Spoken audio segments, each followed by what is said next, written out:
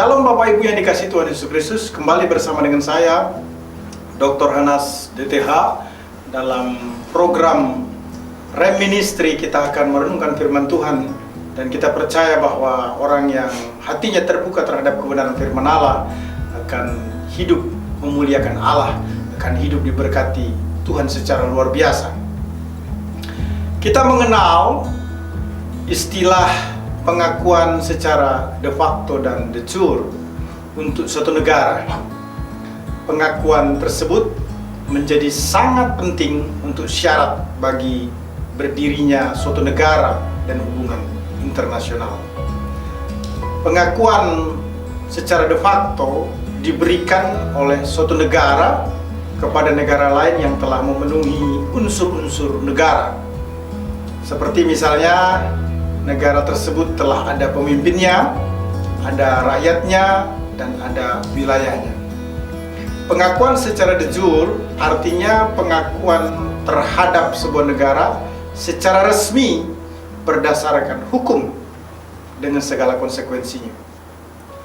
Pengakuan tersebut mempunyai makna penting bagi masyarakat yang hidup dalam suatu negara, karena menjadi syarat untuk membuka hubungan bilateral dan multilateral. Bahkan dapat menempatkan perwakilannya sebagai pengutusan tetap di lembaga-lembaga internasional dan ikut serta melaksanakan ketertiban dunia. Kita semua mengetahui, umat Allah yang diberkati, bahwa sejak tanggal 17 Agustus 1945 Indonesia dinyatakan atau diakui telah merdeka dari segala bentuk penjajahan. Jadi Indonesia dinyatakan merdeka sebagai negara yang berdaulat, di mana masyarakatnya menjadikan Pancasila dan Undang-Undang Dasar 1945 sebagai dasar hidup, berbangsa dan bernegara. Demikian pula orang percaya dalam menjalani kehidupan sehari-hari harus mengakui kedaulatan ketuhanan Yesus Kristus yang telah menebus dan memberikan jaminan kepastian hidup yang kekal serta memberkati di bumi. Itulah sebabnya umat Allah yang diberkati, setiap orang percaya harus selalu bergantung atau mengakui kedaulatan ketuhanan Yesus Kristus. Sebaliknya, jika seseorang tidak mengakui kedaulatan ketuhanan Yesus Kristus, maka dampak buruk akan dialami orang tersebut, karena orang tersebut menolak kedaulatannya. Hari ini kita masuk dalam satu topik atau tema kedaulatan ketuhanan Yesus Kristus. Mari kita lihat teks firman Tuhan yang terambil dari Injil Yohanes pasal 21 ayat yang pertama sampai dengan ayat yang ke-14. Firman Tuhan berkata demikian. Kemudian Yesus menampakkan diri lagi kepada murid-muridnya di pantai Danau Tiberias, dan ia menampakkan diri sebagai berikut. Di pantai itu berkumpul Simon Petrus, Thomas yang disebut Didimus, Nathanael dari Kana yang di Galilea, anak-anak Zebedeus, dan dua orang muridnya yang lain. Kata Simon Petrus kepada mereka, "Aku pergi menangkap ikan." Kata mereka kepadanya, "Kami pergi juga dengan engkau." Mereka berangkat lalu naik ke perahu, tetapi malam itu mereka tidak menangkap apa-apa. Ketika hari mulai siang, Yesus berdiri di pantai, akan tetapi murid-murid itu tidak tahu bahwa itu adalah Yesus. Kata Yesus kepada mereka, "Hai anak-anak, adakah kamu mempunyai lauk pauk?" Jawab mereka, "Tidak ada." Maka kata Yesus kepada mereka, "Tebarkanlah jalamu di sebelah kanan perahu, maka akan kamu peroleh." Lalu mereka menebarkannya dan mereka tidak dapat menariknya lagi karena banyaknya ikan. Maka murid yang dikasih Yesus itu berkata kepada Petrus, "Itu Tuhan." Ketika Petrus mendengar bahwa itu adalah Tuhan, maka ia mengenakan pakaiannya sebab ia tidak berpakaian, lalu terjun ke dalam danau. Murid-murid yang lain datang dengan perahu karena mereka tidak jauh dari darat, hanya kira-kira 200 hasta saja, dan mereka menghela jala yang penuh ikan itu. Ketika mereka tiba di darat, mereka melihat api arang dan di atasnya ikan dan roti. Kata Yesus kepada mereka, "Bawalah beberapa ikan yang baru kamu tangkap itu." Simon Petrus naik ke perahu, lalu menghela jala itu ke darat, penuh ikan-ikan besar, 153 ekor banyaknya. Dan sungguh pun sebanyak itu, jala itu tidak koyak. Kata Yesus kepada mereka, "Marilah dan sarapanlah." Tidak ada di antara murid-murid itu yang berani bertanya kepadanya, "Siapakah engkau?" Sebab mereka tahu bahwa ia adalah Tuhan. Yesus maju ke depan, mengambil roti dan memberikannya kepada mereka. Demikian juga ikan itu. Itulah ketiga kalinya Yesus menampakkan diri kepada murid-muridnya sesudah ia bangkit dari antara orang mati.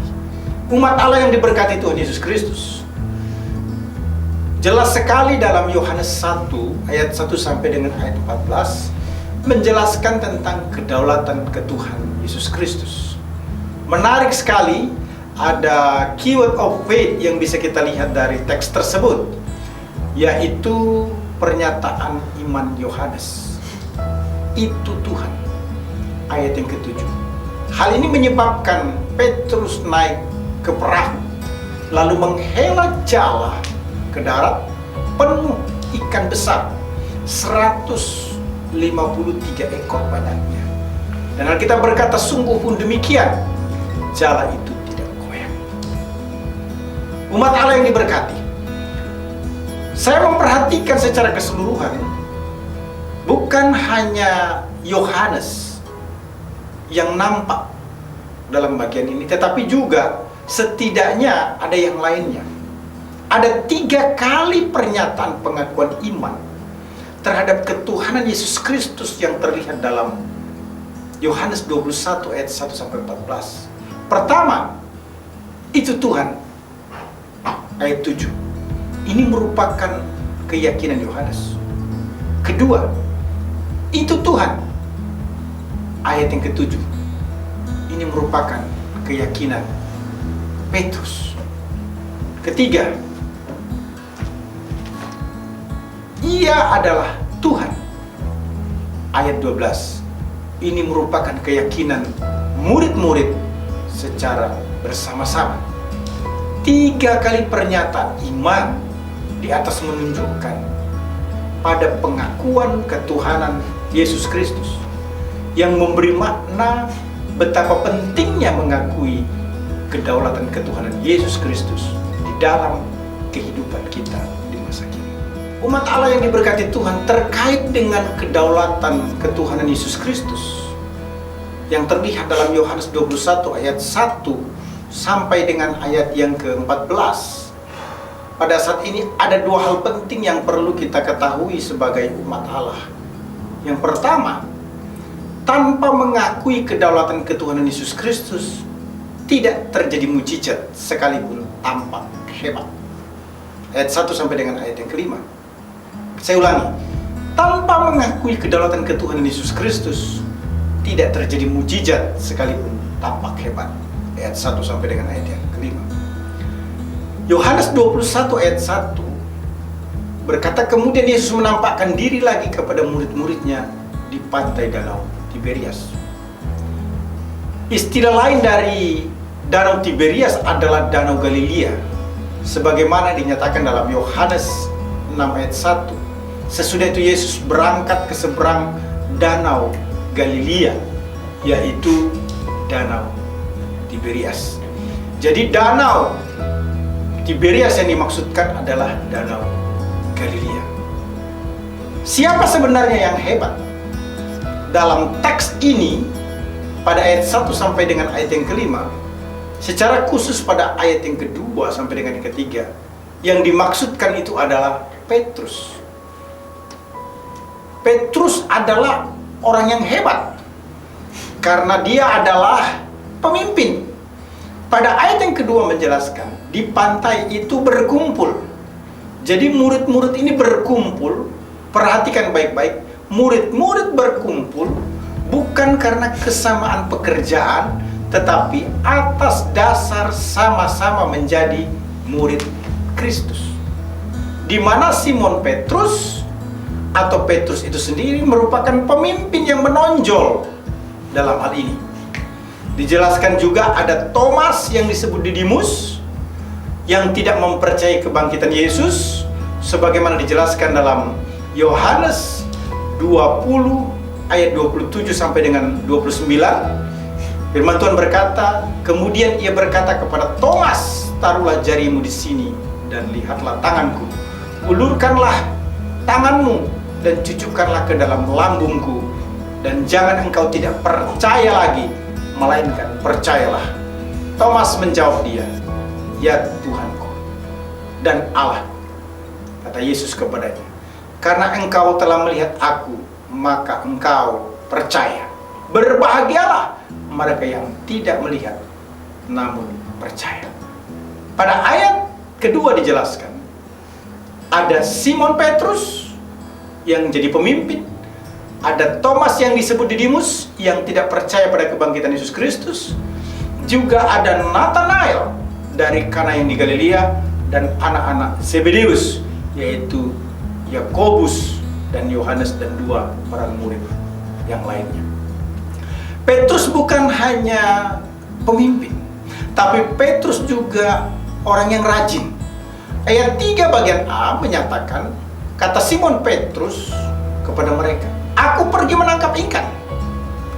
Petrus pergi menangkap ikan merupakan bukti bahwa ia seorang aktivis nelayan yang tidak suka bermalas-malasan, yang tidak ingin membuang waktu, yang tidak mau santai untuk menghabiskan waktu yang ada untuk sesuatu yang sia-sia. Itu sebabnya Petrus rajin menunjukkan atau ditunjukkan dengan menangkap ikan.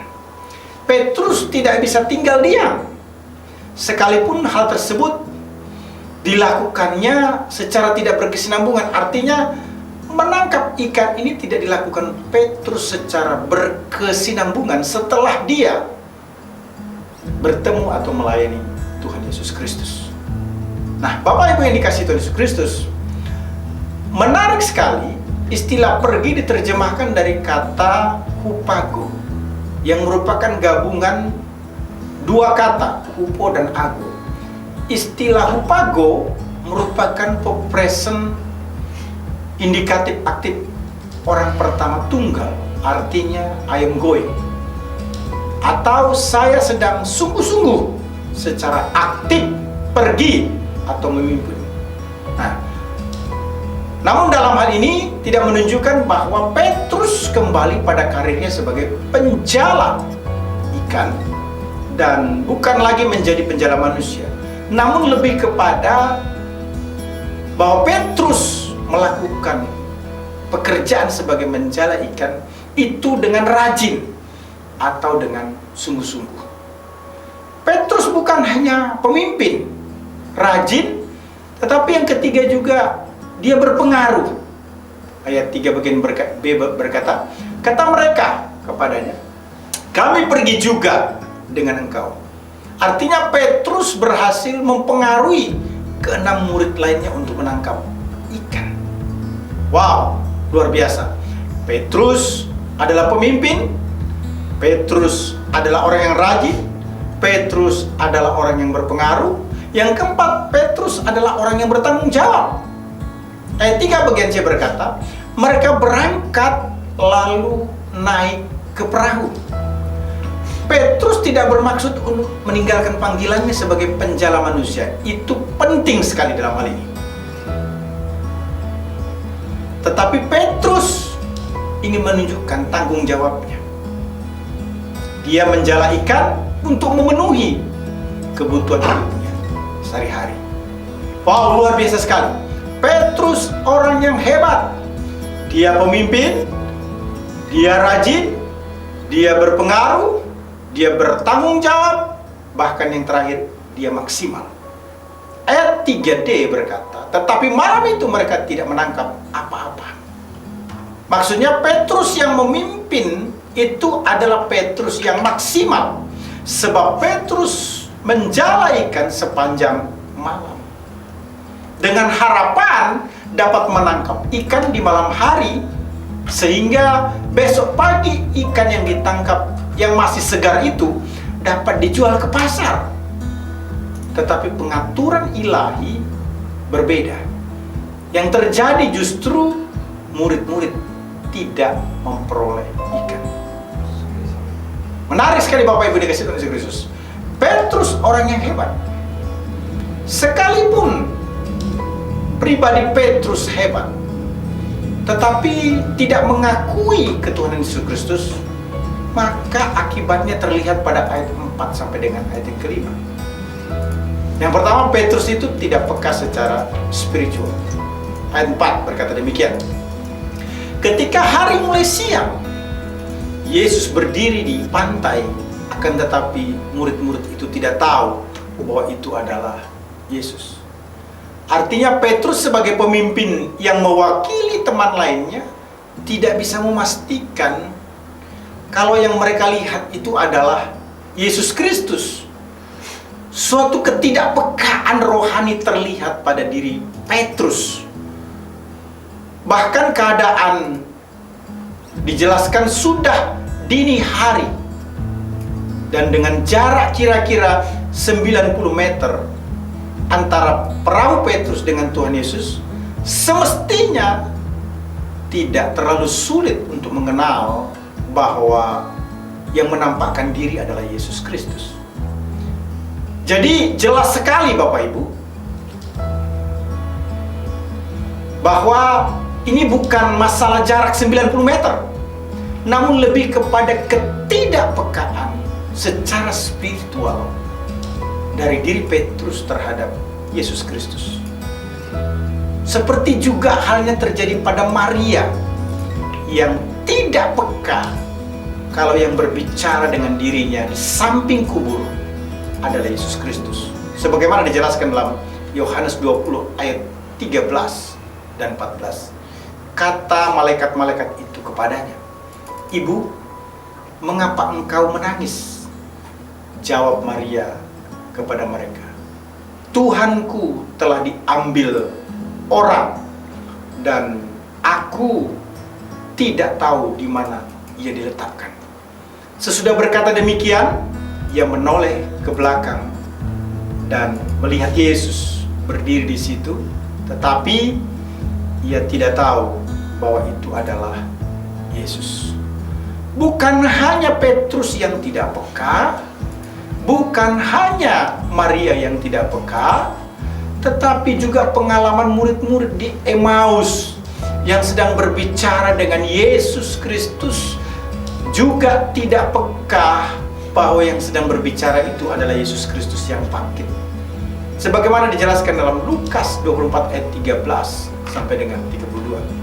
Umat Allah yang diberkati, murid-murid yang dipimpin Petrus di Danau Galilea, Maria di kuburan Yesus Kristus, dan murid-murid di Emmaus, sekalipun sudah bersama-sama dengan Kristus, namun tidak menyadari kehadiran Kristus karena tidak peka secara rohani.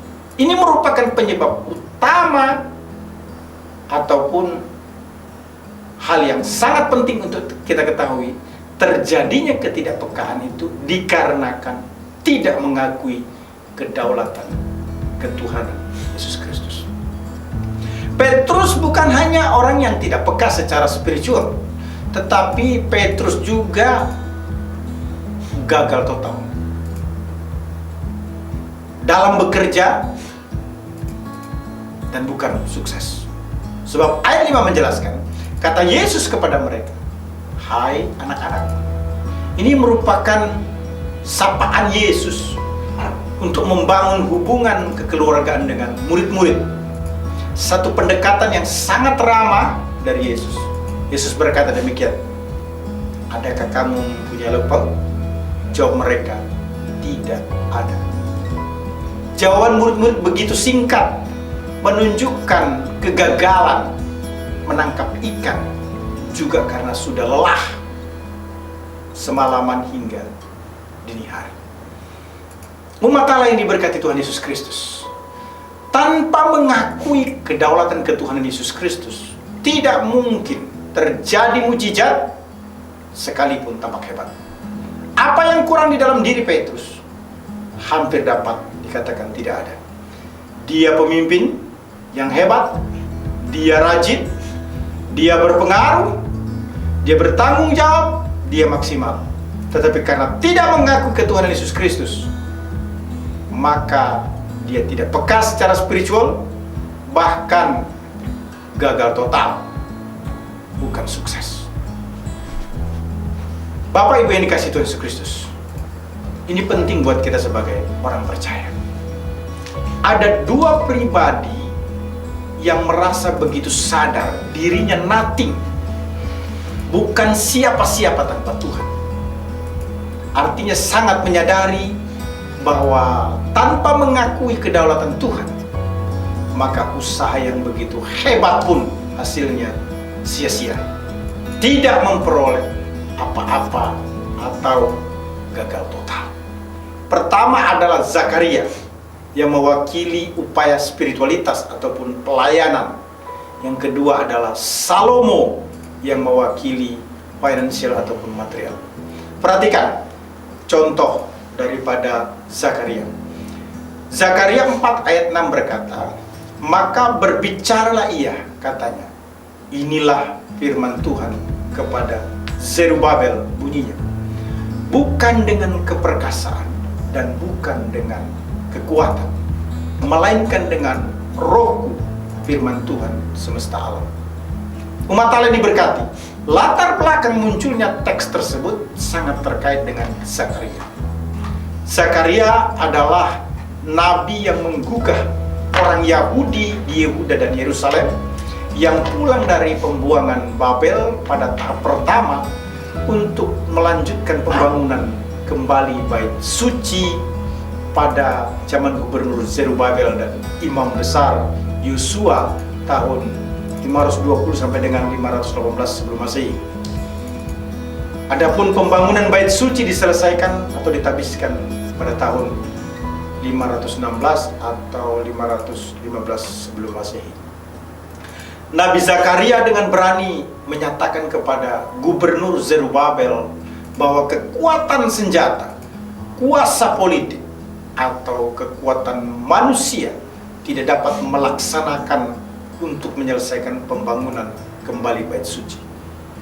Tetapi pekerjaan tersebut dapat dikerjakan karena kuasa Roh Allah, karena Roh Allah akan bekerja di dalam orang-orang tertentu untuk menuntun atau menuntaskan pembangunan bait Allah. Ternyata Gubernur Zerubabel sekalipun berkuasa dan begitu hebat pada masa itu, tidak bisa memimpin umat Allah untuk menyelesaikan pembangunan bait Allah. Tetapi Roh Tuhan bisa menuntaskan pembangunan bait Allah. Zakaria adalah nabi yang terhebat atau tersukses membangun bait Allah pada zamannya, mengakui bahwa tanpa kedaulatan, tanpa pengakuan terhadap kedaulatan Tuhan, maka pembangunan bait Allah tidak bisa selesai. Itulah sebabnya kita juga sebagai orang percaya dalam pelayanan harus mengakui bahwa tanpa kedaulatan Tuhan, tanpa mengakui Yesus adalah Tuhan yang berdaulat, tidak akan diberkati atau tidak akan berhasil. Bukan hanya Zakaria yang menjadi contoh dalam kesempatan, tetapi juga Salomo dalam Mazmur 127 ayat 1 sampai dengan ayat kedua. Dia berkata demikian. Nyanyian ziarah Salomo, jikalau bukan Tuhan yang membangun rumah, sia-sialah usaha orang yang membangunnya. Jikalau bukan Tuhan yang mengawal kota, sia-sialah pengawal berjaga-jaga. Sia-sialah kamu bangun pagi-pagi dan duduk-duduk sampai jauh malam, dan makan roti yang diperoleh dengan susah payah, sebab ia memberikannya kepada yang dicintainya pada waktu tidur. Salomo melukiskan ketergantungan mutlak manusia kepada Allah dengan menyebut usaha-usaha mendasar manusia, seperti membangun rumah, mengawal atau menjaga kota, tidak mungkin berhasil jika tidak mengikut sertakan Allah, baik dalam rencana maupun usaha. Bahkan orang yang rajin sekalipun, yang bekerja pagi-pagi buta hingga larut malam, tidak dapat mengharapkan keberhasilan tanpa berkat dan perkenan Allah. Umat Allah yang diberkati, jelas sekali bahwa apapun yang kita upayakan atau kerjakan di bumi semestinya mengikuti pola Allah dan dikerjakan dengan kekuatan Roh Allah, bukan hanya menurut gagasan, rencana atau usaha manusia. Salomo, manusia terhebat atau tercerdas di zamannya, ternyata juga mengakui bahwa tanpa mengakui kedaulatan Allah, maka kebutuhan kenyamanan seperti rumah, kebutuhan keamanan seperti pengawalan, kebutuhan makanan seperti roti tidak akan terpenuhi.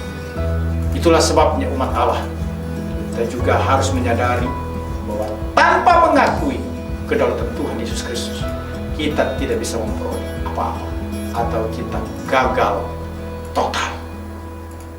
Umat Allah yang diberkati Tuhan, dimanapun Anda berada, kita mengetahui bahwa berdasarkan Yohanes 21 ayat yang ke-1 sampai dengan ayat yang ke-14, maka kita menemukan yang pertama bahwa tanpa mengakui kedaulatan ketuhanan Yesus Kristus, tidak terjadi mujizat sekalipun tampak hebat. Maka bagian kedua yang harus kita perhatikan juga berdasarkan teks tersebut adalah mengakui kedaulatan ketuhanan Yesus Kristus menciptakan mujizat yang sempurna melampaui harapan. Ayat 6 sampai dengan ayat 14. Saya ulangi. Mengakui kedaulatan ketuhanan Yesus Kristus menciptakan mujizat yang sempurna melampaui harapan. Ayat 6 sampai dengan ayat 14.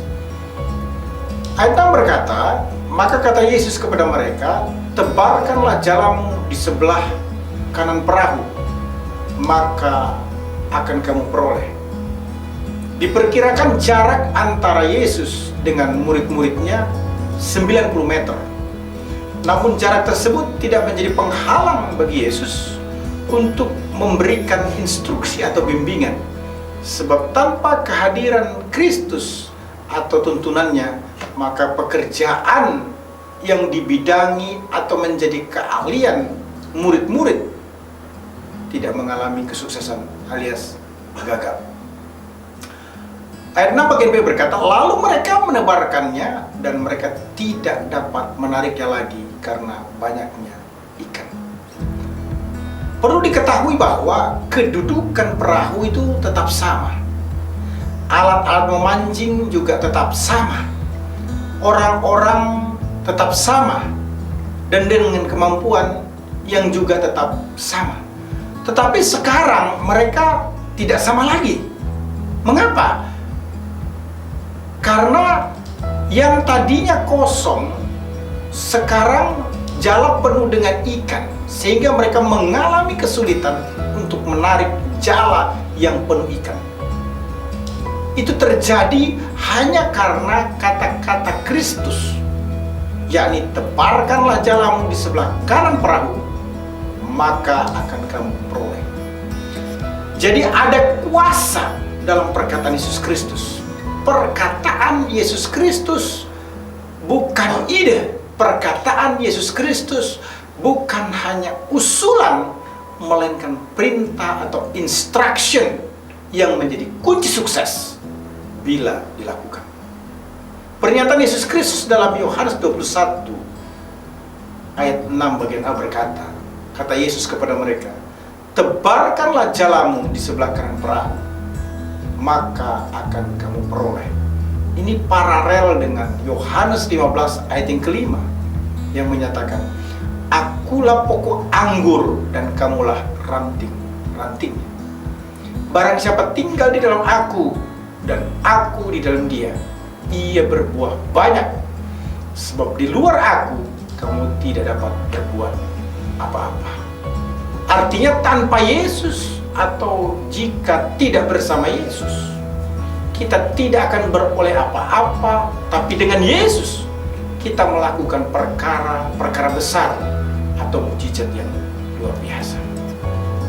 Ayat 7 bagian A berkata, maka murid yang dikasih Yesus itu berkata kepada Petrus, itu Tuhan. Teks tersebut menjelaskan bahwa setelah Yesus Kristus hadir di tengah-tengah kegagalan murid-murid menjala ikan, kemudian memberikan instruksi untuk menebarkan jala di sebelah kanan perahu, mujizat terjadi, di mana jala yang kosong menjadi penuh dengan ikan. Hal tersebut menyebabkan Yohanes sangat terkejut, sehingga berpikir, siapakah pribadi yang hebat tersebut yang memberikan instruksi dan menjadikan sukses dalam menjala ikan. Umat Allah yang diberkati, jika kita memperhatikan Lukas 5 ayat 1 sampai dengan 11, itu merupakan satu peristiwa yang mirip dengan Yohanes 21 ayat 1 sampai dengan ayat yang ke-13. Maka dapat dimengerti bahwa Yohanes sebelumnya telah mengalami mujizat Yesus terkait dengan menjala ikan, sehingga Yohanes yakin atau mengingat kembali bahwa tidak ada pelaku mujizat lain di Danau Galilea yang juga disebut Danau Tiberias atau Danau Galilea kecuali pribadi yang sama, yaitu Yesus Kristus. Jadi baik di dalam Lukas 5 ayat 1 sampai dengan 11 maupun Yohanes 21 ayat 1 sampai 7, pelaku mujizat di danau tersebut adalah pribadi yang sama, yaitu Yesus Kristus. Itulah sebabnya Yohanes mengakui bahwa yang memberikan instruksi tebarkanlah jalamu di sebelah kanan perahu, maka kamu akan memperoleh tidak ada lain kecuali Yesus Kristus. Ayat 7 bagian B berkata, ketika Petrus mendengar bahwa itu adalah Tuhan, maka ia mengenakan pakaiannya, sebab ia tidak berpakaian, lalu terjun ke dalam danau. Petrus tidak berpakaian, itu maksudnya bukan telanjang atau tanpa sehelai pun menutupi tubuhnya, melainkan hanya mengenakan pakaian dalam. Itu sebabnya Petrus menggunakan pakaian tambahan yang lebih sopan karena hendak berbicara kepada Tuhan Yesus Kristus. Bagian ini juga menunjukkan bahwa Petrus itu mulai peka secara spiritual untuk mengakui bahwa Yesus Kristus adalah Tuhan yang berdaulat. Ayat 8 berkata, murid-murid yang lain datang dengan perahu karena mereka tidak jauh dari darat, hanya kira-kira 200 hasta saja. Satu hasta sama dengan 45 cm, jadi 90 meter kalau 20 hasta. Dan kita berkata mereka menghela jalan yang penuh ikan itu. Yohanes adalah saksi yang berada di perahu waktu itu, menceritakan apa yang terjadi dengan perahu tersebut, bukan apa yang terjadi di pantai. Jadi dapat dikatakan bahwa Yohanes menjadi saksi kunci peristiwa Yesus melakukan mujizat. Murid-murid lalu mengambil keputusan untuk menarik jala yang penuh ikan itu ke pantai. Umat Allah yang diberkati Tuhan, ini luar biasa sekali bahwa dengan mengakui kedaulatan ketuhanan Yesus Kristus, mujizat terjadi sempurna, bahkan melampaui harapan. Ayat 9 berkata, ketika mereka tiba di darat, mereka melihat api, arang, dan di atasnya ikan dan roti. Murid-murid pada waktu itu menjadi lelah dan lapar karena sepanjang malam mereka mencela ikan. Namun ketika naik ke darat, mereka bertemu Yesus dalam pemahaman yang memperkuat atau semakin jelas bahwa yang bangkit itu adalah Yesus Kristus. Sebab yang mampu melakukan mujizat itu tidak ada lain kecuali Yesus Kristus. Dijelaskan ikan dan roti juga disiapkan oleh Yesus Kristus untuk dimakan oleh murid-murid. Artinya, Yesus Kristus bukan hanya melakukan mujizat dengan membuat jala murid-murid penuh dengan ikan, namun juga memberi secara segera apa yang diperlukan, yaitu ikan dan roti untuk dimakan. Tujuannya adalah agar semua murid-murid makan seperti yang pernah dilakukan Yesus sebelumnya. Nah, Bapak Ibu yang dikasihi Tuhan Yesus, itu artinya Yesus Kristus adalah pribadi ilahi yang melakukan mujizat secara sempurna, jala penuh ikan, dan menyediakan ikan dan roti untuk dimakan. Pada ayat 10 berkata, kata Yesus kepada mereka, bawalah beberapa ikan yang baru kamu tangkap itu. Di api arang itu ada ikan. Tetapi menarik, Yesus mengajak murid-murid membawa beberapa ikan lagi. Artinya, Yesus memberikan kesempatan supaya murid-murid berpartisipasi dalam persiapan sarapan pada saat tersebut. Bahkan hal ini juga memperkuat bahwa Yesus menghargai murid-murid yang telah berhasil menangkap ikan. Walaupun sebenarnya murid-murid hanya melakukan instruction dari Yesus, sebab pelaku mujizat itu adalah Yesus itu sendiri. Kristus ingin agar murid-murid menjadi betul-betul yakin bahwa mereka bisa menangani masalah kelaparan dengan cara membawa hasil tangkapan untuk dibakar, agar semua murid bisa makan ikan tanpa terkecuali, artinya diberkati secara berkelimpahan. Ayat 11 menjelaskan Simon Petrus naik ke perahu, lalu menghela jala itu ke darat, penuh ikan-ikan besar, 153 ekor banyaknya, dan sungguh pun sebanyak itu, jala itu tidak koyak. Kemungkinan Simon Petrus melakukan hal tersebut dibantu juga oleh murid-murid lainnya, sebab dalam teks tersebut tidak ada istilah sendiri atau seorang diri. Seperti biasa ikan-ikan dihitung, ikan-ikan harus dibagi di antara murid-murid, banyaknya juga harus ditentukan. Alkitab berkata jumlah ikan dicatat 153 ekor. Jumlah ikan yang ditangkap dicatat sebagai suatu tanda bahwa ada saksi mata yang menghitung jumlah ikan tersebut. Makna penting yang lainnya dari angka tersebut adalah sungguh pun sebanyak itu, jala itu tidak koyak. Yang semestinya jala itu koyak. Lagi-lagi ini terjadi karena mujizat Yesus Kristus. Pada ayat ke-12 dijelaskan, kata Yesus kepada mereka, marilah dan sarapanlah. Tidak ada di antara murid-murid itu yang berani bertanya kepadanya, siapakah engkau? Sebab mereka tahu bahwa ia adalah Tuhan. Istilah sarapan dipakai untuk makan yang menunjuk pada peristiwa yang penuh hikmat, sehingga murid-murid menjadi kagum terhadap Yesus Kristus. Murid-murid belum terbiasa dengan kebersamaan dengan Kristus setelah kebangkitan Yesus. Namun saat sarapan, menarik sekali, mereka tahu secara pasti bahwa yang sedang berkata-kata itu adalah Tuhan Yesus Kristus. Pada ayat 13 dijelaskan, Yesus maju ke depan, mengambil roti dan memberikannya kepada mereka. Demikian juga ikan itu. Ini menunjukkan bahwa murid-murid merasa segan untuk mendekati Yesus, sehingga Kristus harus maju memberikan ikan dan roti. Satu kebaikan yang melampaui harapan daripada murid-murid. Karena ketika Yesus melakukan mujizat, jala mereka menjadi penuh ikan, itu sudah sempurna. Namun tidak hanya berhenti di situ. Yesus juga memberikan roti dan ikan untuk dimakan. Suatu mujizat yang tidak pernah diharapkan sebelumnya oleh murid-murid atau melampaui harapan. Dari menjala ikan yang tidak mendapat apa-apa, kemudian jala menjadi penuh, namun tidak koyak. Itu sudah mujizat. Tapi Yesus tidak berhenti hanya sampai di situ. Yesus juga memberikan mereka ikan dan roti, bahkan mengajak murid-murid untuk membakar ikan yang lainnya, melampaui harapan murid-murid. Satu mujizat yang luar biasa.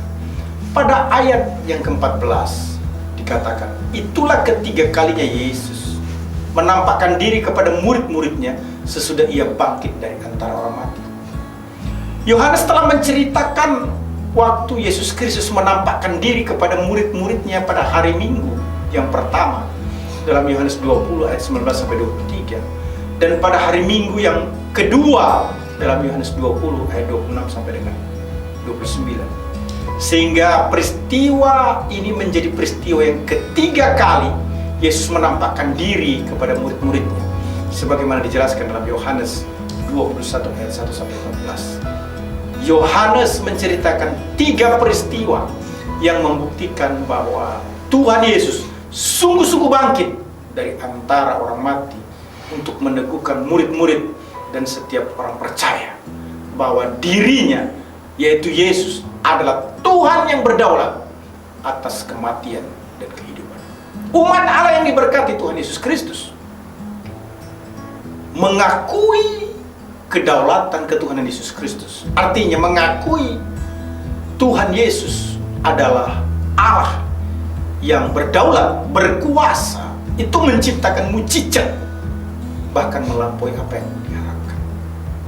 Dengan mengakui kedaulatan ketuhanan Yesus, kita pasti mengalami mujizat.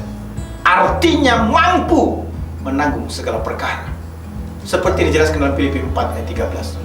Segala perkara, saya ulangi, segala perkara dapat kutanggung di dalam Dia yang memberikan kekuatan kepadaku. Dengan mengakui kedaulatan ketuhanan Yesus Kristus, kita pasti mengalami mujizat yang sempurna. Artinya kita melakukan perkara-perkara besar. Yohanes 14 ayat 12 berkata, aku berkata kepadamu, sesungguhnya barang siapa percaya kepadaku, ia akan melakukan juga pekerjaan-pekerjaan yang aku lakukan. Bahkan pekerjaan-pekerjaan yang lebih besar.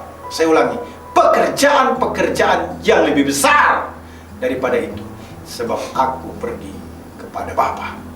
Dengan mengakui kedaulatan ketuhanan Yesus Kristus, kita pasti mengalami mujizat melampaui yang kita harapkan. Paulus berkata dalam Efesus 3:20, bagi Dialah yang dapat melakukan jauh lebih banyak, dapat melakukan jauh lebih banyak dari apa yang kita doakan atau pikirkan, seperti yang ternyata dari kuasa yang bekerja di dalam kita. Umat Allah yang diberkati dimanapun Anda berada, hari ini, saat ini, kita diperhadapkan dengan 2 pilihan. Dan salah satunya pasti kita pilih, karena kita tidak bisa memilih kedua-duanya. Pertama, tanpa mengakui kedaulatan ketuhanan Yesus Kristus, tidak terjadi mujizat sekalipun tampaknya kita hebat. Kedua, mengakui kedaulatan ketuhanan Yesus Kristus menciptakan mujizat yang sempurna, bahkan melampaui harapan. Jika pilihan kita pada pilihan pertama, maka kita gagal total untuk semua bidang, karena kita nothing, kita bukan siapa-siapa dan tidak bisa berbuat apa-apa. Jika pilihan kita pada pilihan kedua, maka kita sukses, sebab dengan mengakui kedaulatan ketuhanan Yesus Kristus, maka terjadi mujizat yang sempurna, bahkan melampaui yang kita harapkan. Haleluya. Tuhan Yesus memberkati kita semua. Immanuel. Amin.